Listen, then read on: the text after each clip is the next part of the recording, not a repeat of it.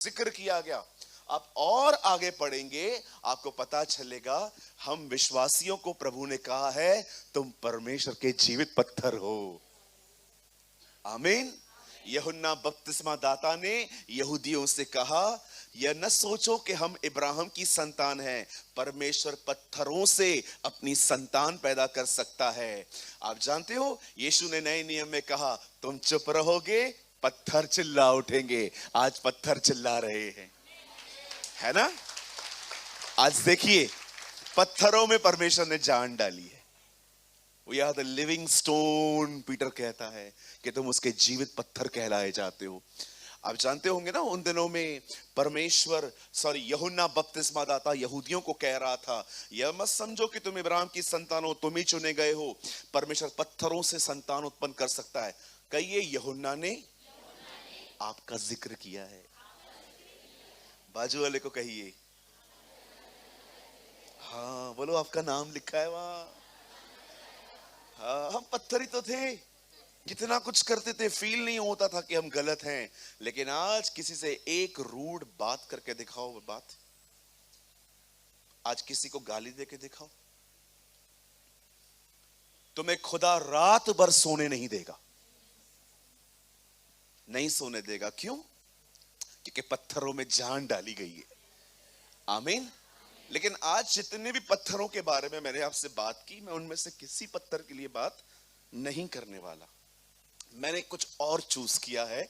खुदा ने मुझे एक वचन दिया है जो पत्थरों के बारे में ही है, लेकिन मैंने इस लिस्ट में उसको नहीं रखा है। क्या आप सब तैयार हैं?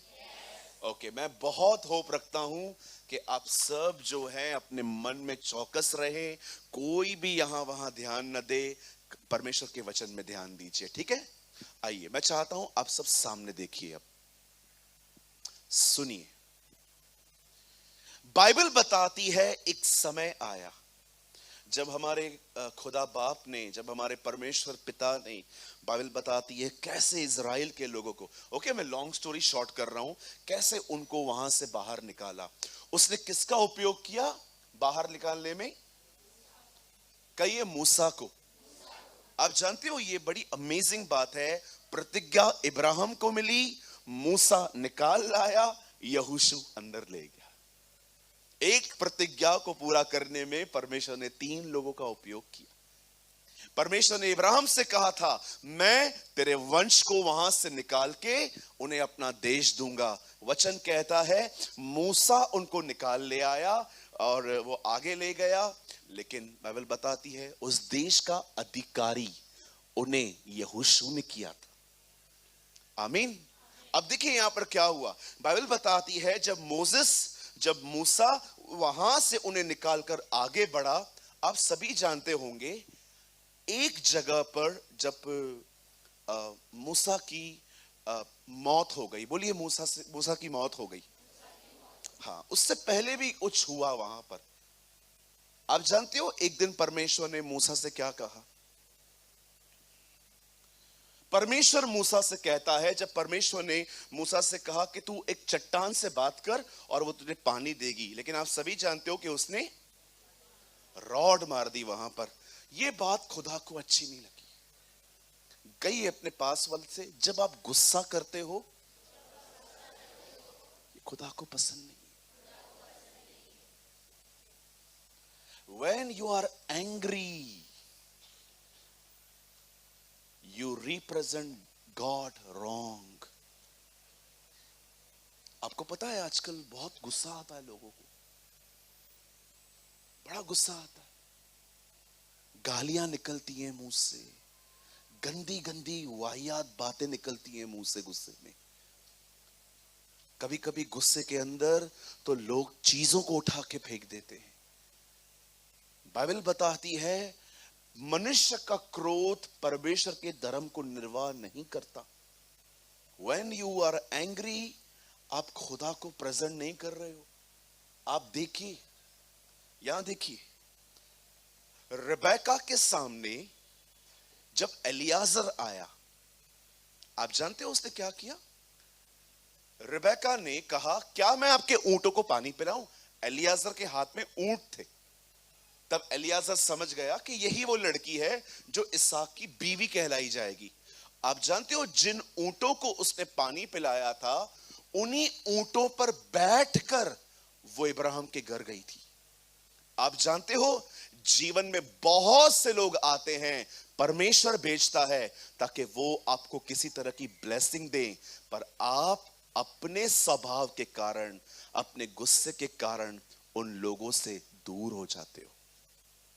आज भी मुझे आप में से कुछ लोगों के बारे में ऐसा फील हो रहा है कि परमेश्वर ने बहुत सही लोग आपको दिए थे, पर आपने अपने स्वभाव के कारण उन्हें खो दिया। यस, कौन जानता था कि जिन ऊंटों को वो पानी पिला रही है, उन्हीं ऊंटों पर बैठकर वो उसके देश जाएगी। खुदा कई सारे लोग आपकी जिंदगी में ब्लेसिंग के लिए देता है, आशीष के लिए देता है, लेकिन मैं आपसे पूछना चाहता हूं, क्या वो आपके साथ हैं? कहां गए वो? आपकी जुबान के कारण आपसे दूर हो गए। मैं आज भी आपसे कहता हूं, बुरा मत मानिएगा मेरे भाइयों, मेरी बहनों, गुस्सा हत्या है। It's a murder. आपके लिए शायद गुस्सा मुंह से निकालना होगा। आप जानते हो प्रभु ने मुझे एक दिन क्या कहा? अगर तू विश भी करता है ना कि इसके साथ बुरा हो, तू गलत है। इसके साथ तो होना चाहिए था, इससे ये डिजर्व करता है, इससे मेरे साथ मैं। अच्छा मुझे एक बात बताइए, कोई आपके साथ नहीं खड़ा हुआ जब आपको जरूरत थी, जब आप टफ टाइम से निकल रहे थे? मुझे एक बात बताइए, क्या अब आपको यह सूट करता है कि आप भी उनसे वैसा ही व्यवहार करो जैसा व्यवहार जो उन्होंने? मुझे बताइए मेरे भाइयों, मेरी बहनों, गुस्से पे विक्ट्री पाना बहुत जरूरी है। मैं आपको कंडेम नहीं, मैं बहुत आपको नम्रता से कह रहा हूं। यहां देखिए, कहिए नम्र बनना है। यस, आप बहुत कुछ खो देंगे। कभी कभी आप में से कुछ लोग यहां पर ऐसे भी होंगे कि आप स्ट्रगल कर रहे हो, क्योंकि खुदा ने आपकी जिंदगी में कुछ लोग भेजे थे आपको कहां तक पहुंचाने के लिए, आपने उन्हें ही भगा दिया। क्यों गुस्सा आता है आपको पता है? आपको पता है आप रूट क्यों बात करते हो? आपको गुस्सा क्यों आता है? गुस्सा आने का जो मेन कारण है मैं आपको बताऊं, कहिए, जो मैं चाहता था वो नहीं हुआ। बस यही तो है। एक्सपेक्टेशंस, उम्मीदें। उम्मीदें। मैं थोड़ा सा खुश रहता हूं, जानते हो क्यों? किसी से उम्मीद नहीं करता, किसी से नहीं। जितना हो सकता है खुद कर बेटा। जहां पर थक जाता है किसकी मदद ले ले, किसी की नहीं, कोई भी नहीं। कल मैं एयरपोर्ट से उतरा, एक भाई मुझे लेने के लिए आए थे। मैं एक्सपेक्ट नहीं करता कि वो बंदा आएगा और मेरी बैग उठाएगा। नो, कार तक मुझे ही जाना है लेके। वो तो बेचारा नम्र भाई है, उससे मेरी बैग ले ली, बोला भैया दो मुझे। मैंने कहा ले लो। मेरा माइंड सेट था मेरे को वहां तक लेके जाना है। लेकिन अगर मैं अपने आप में ऐसा सोचता, मैं पास्टर हूं, एक नहीं दोनों बैग उठा, और वो एक ही उठाता, मुझे हर्ट होता। कुछ चीजों में है ना, अपना माइंड सेट करना सीखिए, आप बच जाओगे हर्ट होने से। कितना एक्सपेक्ट करते हैं अपन लोगों से, मुझे हर चीज बताइए, मुझे हर चीज इत्तला कीजिए, मुझसे पूछ पूछ के करिए। आपको क्या लगता है जिंदगी में हर व्यक्ति आपके हिसाब से चलेगा?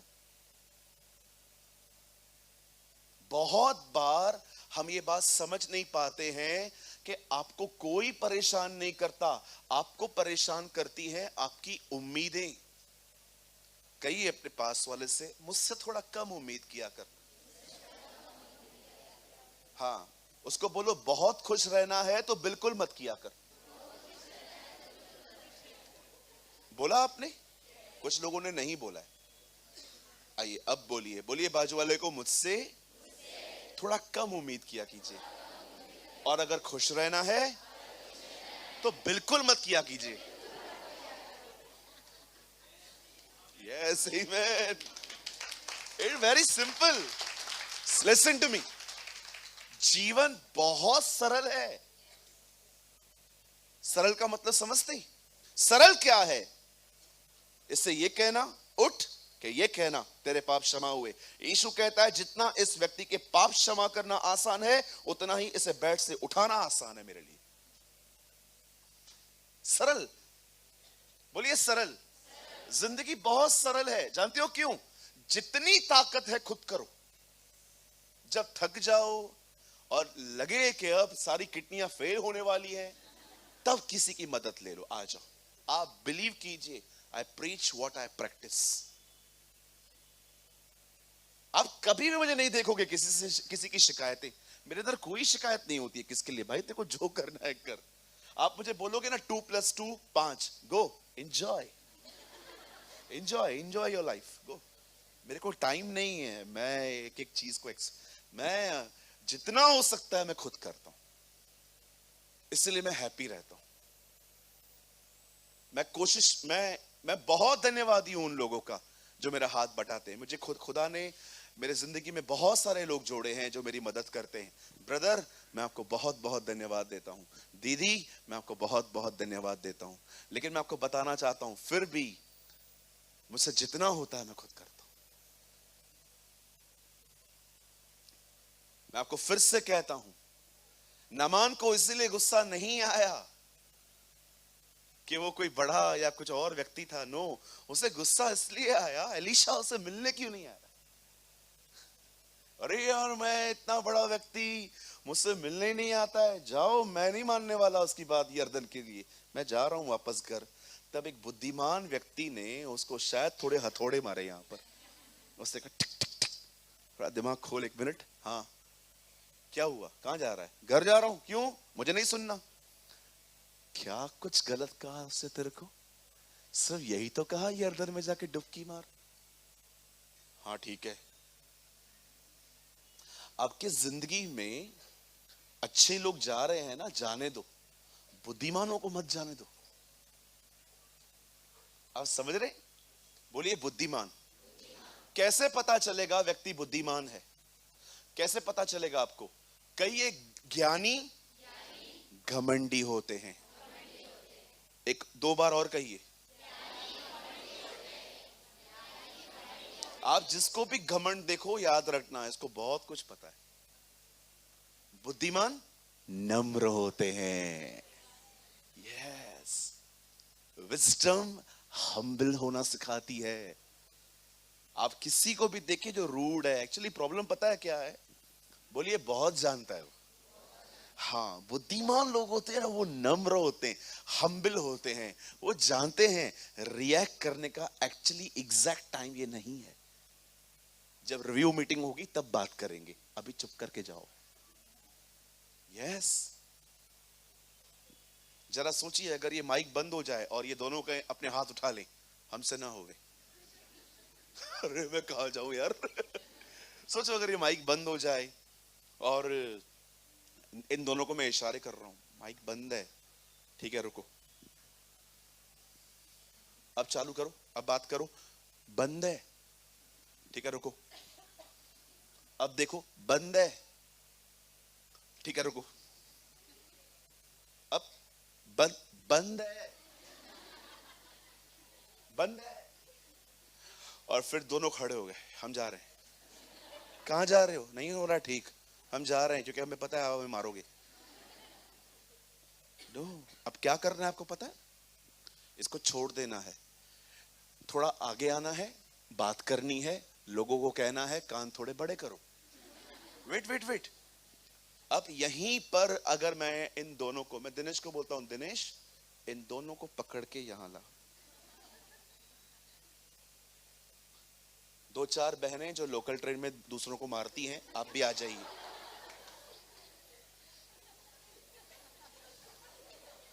ज्यादा आ जाएंगी, ज्यादा आ जाएंगी। ओके मेरी बहनों, आप अपने हाथ इनके ऊपर आजमाइए आज। नो नो नो नो, ये राइट टाइम नहीं है। कभी कभी आप उस टाइम पे बोलते हो जो राइट टाइम नहीं होता। कई बार आप सही बातें बोलते हो लेकिन गलत समय पे बोलते हो, गलत टोन में बोलते हो, इसीलिए कोई बंदा आपकी नहीं समझता। वेट करो, ये मीटिंग हो जाने दो, मैं बाद में इन दोनों को ऑफिस में बुलाऊंगा और मैं उनको बोलूंगा, ब्रदर मैं मेरा दूसरी बार मैं थोड़ा अपना अनबिलीवर का स्वभाव निकालूंगा बाहर। अब मैं इनको थोड़ा तू करके बात करूंगा, तुझे समझ में नहीं आती है बातें। कही अपने पास वाले से, जब बात प्यार से बन रही है तो गुस्सा क्यों? मैं आपको सच कहता हूं, अगर आप अपने गुस्से पे कंट्रोल नहीं पाएंगे ना, लोग आपसे नहीं मिलेंगे, लोग आपके साथ रिश्ता नहीं रखेंगे, लोग आपसे बात नहीं करेंगे। और डोंट डोंट से कोई मुझसे बात नहीं करता, ये नहीं करता, वो नहीं करता। क्यों? क्योंकि तुमने खुद अपनी इमेज खराब की है। Be humble, B gentle. तुम्हारी कोमलता सब पे प्रकट हो, गुस्सा नहीं। प्रभु निकट है, कहता है ना पॉल, आपकी कोमलता सब पे प्रकट होनी चाहिए। सबको पता होना चाहिए कि you are a gentle person, आप नोबल व्यक्ति हैं, आप सुनते हैं लोगों को। बाइबल बताती है गुस्सा होने के कारण क्या हुआ। मूसा को प्रभु ने कहा अब तू कनान नहीं जाएगा, वो कनान के बॉर्डर पे ही मर गया। अब सारी जिम्मेदारी आ गई यहोशू पर, बोलिए यहोशू पर। अब जब परमेश्वर यहोशू को कहता है तू इन्हें अंदर ले जाएगा, और आप जानते हो इज़राइल से पहले क्या आता है, कहिए जॉर्डन। यस, यर्दन आती है। अब यर्दन में क्या था, एक रिवर थी, बहुत फेमस रिवर है। हमारे प्रभु ने यहां पर बपतिस्मा लिया है, राइट। कौरववंशी वहां पर गीत गाते थे बैठकर, मैं दरियाए यर्दन पर तेरे लिए गीत गाऊंगा, 42 साम्स में लिखा है। अब बाइबल बताती है कि एक रिवर आई और यहोशू यहां पर खड़ा था, और परमेश्वर यहोशू को कहता है तू यहां से निकल। अब बड़े ध्यान से सुनिए, जो लोग यहां पर हैं, कोई भी यहां वहां ध्यान मत जाए, आराम से अपने स्थानों पर जल्दी से बैठकर इस कलाम को सुनिए। वचन कहता है जब यर्दन नदी आई सारे लोग रुक गए। ये वो लोग हैं जो ऑलरेडी लाल समुंदर को दो भाग होते हुए देख कर आए थे, अब वो यहां पर पहुंच गए हैं और उनको वहां से वहां जाना है। अब सुनिए खुदा क्या कहता है। परमेश्वर यहोशू से कहता है, यहोशू सुन, याजकों को अलग कर, उनके कंधे पर वाचा का संदूक दे, और जैसे ही उनके पांव यर्दन में डूबेंगे पानी रुक जाएगा। बाइबल बताती है जब वो वहां से पार हो रहे थे, जानते हो खुदा ने क्या कहा, उन्हें कहा सुनो, याजकों को अलग करो, उनके कंधों पे वाचा का संदूक दो, और जैसे तुम इस नदी में अपने पांव डालोगे इस नदी का पानी आना थम जाएगा, बंद हो जाएगा, सारे वो रास्ते सूख जाएंगे। और जानते हो उसके बाद प्रभु क्या कहते हैं प्रजा को, प्रभु कहता है सुनो, तुम्हारे और संदूक के बीच में 2000 हाथ का फासला होना चाहिए, 2000 हैंड्स, ताकि तुम दूर रहो और देखो जिस तरफ वो जा रहे हैं तुम भी उस तरफ जाओ। अब जानते हो हुआ क्या, 4 लोगों ने संदूक उठाया, वचन कहता है उन्होंने अपने पांव दरियाए यर्दन में डाले, और जैसे उनके पांव वहां पर गए, लिखा है यर्दन का पानी थम गया। काश हम वहां पर होते। ओ रियल सेल्फीज तो वो होती है ना, रियल वीडियोस तो ये होते हैं जो रिकॉर्ड करने चाहिए। मैं कभी कभी सोचता हूं काश वो रिकॉर्ड हो पाता कि कैसे वो औरत अपना दरवाजा बंद करके ऑयल डालती जा रही थी और खुद ब खुद सब भरते जा रहे थे। काश ये चीजें रिकॉर्ड होती, हम देख पाते कि कैसे जार खुद ब खुद बढ़ रहे थे। What a miracles. the Bible says जैसे ही उन्होंने अपने पांव दरियाए यर्दन में डाल दिए, पानी थम गया और वो लोग वहां पर खड़े थे। तब यहोशू प्रजा को कहता है चलो, और वचन कहता है सारे इजरायली, औरतें, बच्चे, बूढ़े वहां से पार होते होते जा रहे थे, उस पानी को देखते जा रहे थे। और जानते हो उसके बाद सब बाहर निकलते हैं, तब परमेश्वर यहोशू को एक आज्ञा देता है, बोलता है अब एक काम कर। क्या प्रभु? इज़राइल के 12 गोत्रों में से हर गोत्र में एक व्यक्ति का चुनाव कर और उन 12 लोगों को बोल दरियाए यर्दन में वापस जाएं और वहां से 12 पत्थर निकाले। आपको पता है सब लोगों ने नीचे जाके वापस वहां से एक एक पत्थर लेकर अपने कंधे पे रखा होगा या हाथ में उठाया होगा। वचन कहता है वो लेकर आए। अब मैं सोच रहा था प्रभु आपने उन्हें 12 पत्थर उठाने के लिए क्यों कहे? आप जानते हो प्रभु ने उनको क्यों कहा कि इस रिवर में से 12 स्टोन्स निकाल लो?